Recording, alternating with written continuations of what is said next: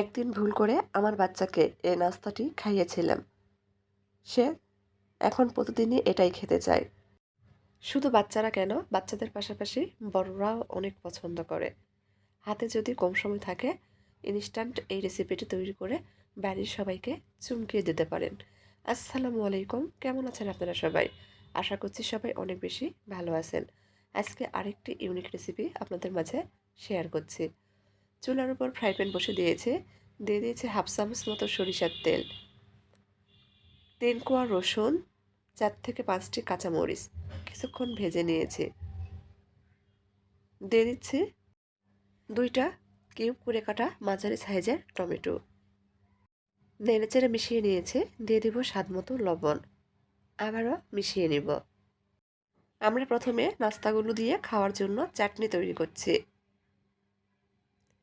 দিয়ে দিব বেশ কিছুটা ধনিয়া পাতা কুচি। হাতের কাছে কারি পাতা থাকলে কারি পাতা ব্যবহার করতে পারেন। কারি পাতা ব্যবহার করলে চাটনির স্বাদ কিন্তু অনেক বেড়ে যায়। আমার হাতের কাছে ছিল না। মিশিয়ে নিয়েছি।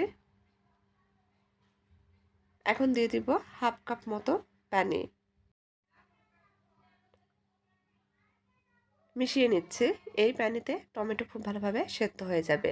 ঢেকে রেখে দিব 3 মিনিট মতো। 3 মিনিট পর ঢাকনা উঠিয়ে নিয়েছি। দেখেন টমেটো, রসুন খুব ভালোভাবে সেদ্ধ হয়ে গেছে। চুলা বন্ধ করে দিয়েছি। একটা বাটিতে উঠিয়ে নিব, ঠান্ডা করে নিব। এদিকে একটা বাটির মধ্যে আগে থেকেই 2টা সেদ্ধ আলু রেখেছি।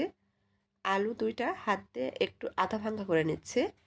আমি এখানে 3টা সেদ্ধ আলু ব্যবহার করেছি। আবারও একটা সেদ্ধ আলু দিয়ে দিয়েছি। এই আলুটাও ভেঙে নিব। দিয়ে দিচ্ছি হাফ কাপ মতো টক দই, হাফ কাপ পানি, স্বাদ মতো লবণ, চায়ের কাপে মেপে 1 কাপ মতো চালের গুঁড়া, হাফ কাপ আটা, গমের আটা। সবগুলো উপকরণ ব্লেন্ডারের জারের মধ্যে দিয়ে দিব।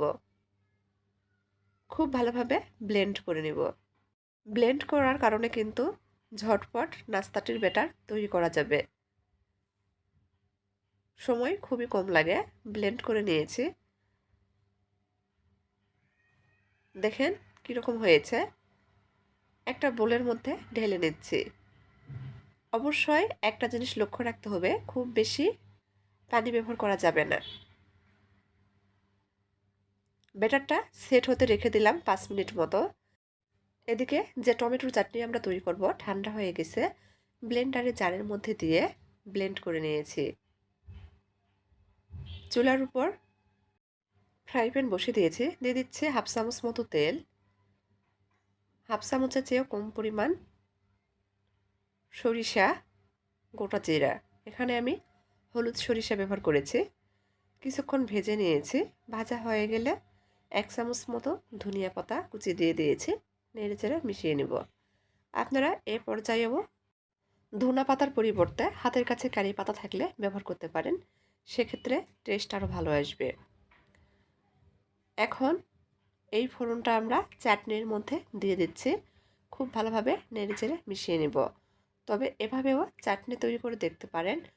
সত্যিই কিন্তু এই চাটনি খেতে ভালো লাগবে। অসম্ভব মজার হয়েছিল এই চাটনি। আমার বাসার সবাই অনেক পছন্দ করেছে। আপনিও চাইলে একবার তৈরি করে দেখতে পারেন। নাস্তা দিয়ে খাওয়ার জন্য চাটনি একদম তৈরি, সাইডে রেখে দিচ্ছি।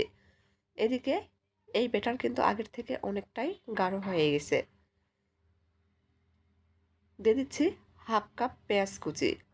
পেঁয়াজটা আমি কিউব করে কেটে ব্যবহার করেছি।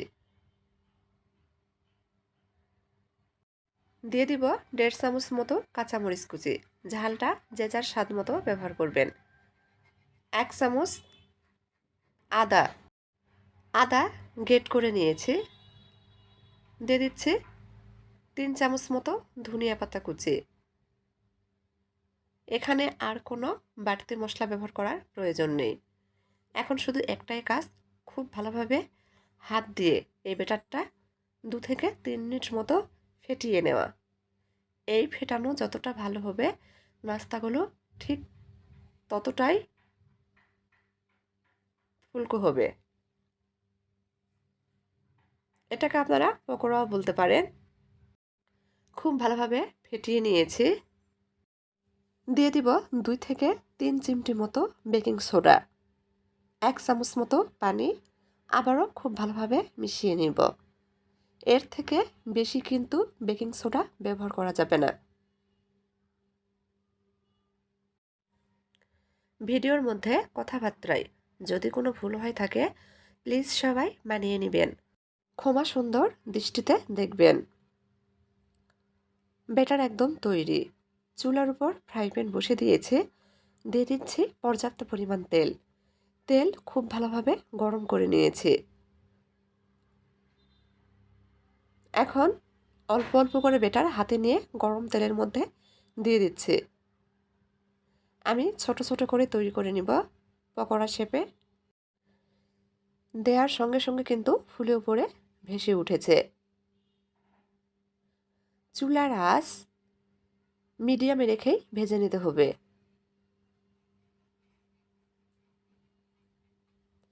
বিশ্বাস করেন এই নাস্তাটি এতটাই মজার হয় যে চুলা থেকে নামানো মাত্রই শেষ হয়ে যাবে।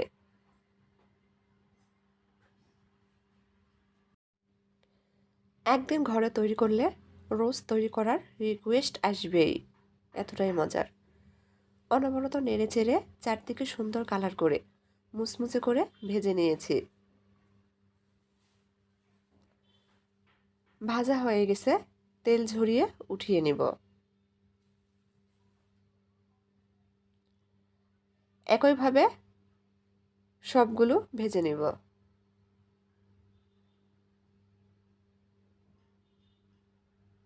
এত কম উপকরণে কম সময়ে যদি এরকম একটি নাস্তা তৈরি করা যায় তাহলে অন্য নাস্তা আর কেন তৈরি করব বলেন। একইভাবে সবগুলো ভেজে নিয়েছি, পরিবেশন করে নিয়েছি। এখন আপনাদের ভেঙে দেখাচ্ছি যে কতটা মুচমুচে হয়েছে। দেখেন কতটা মুচমুচে, দেখেই বোঝা যাচ্ছে।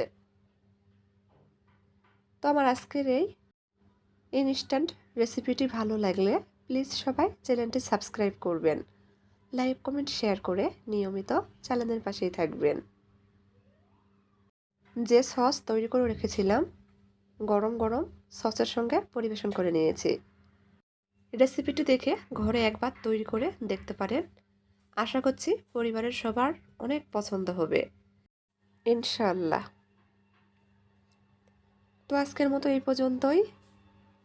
সবাই ভালো থাকবেন। আল্লাহ হাফেজ।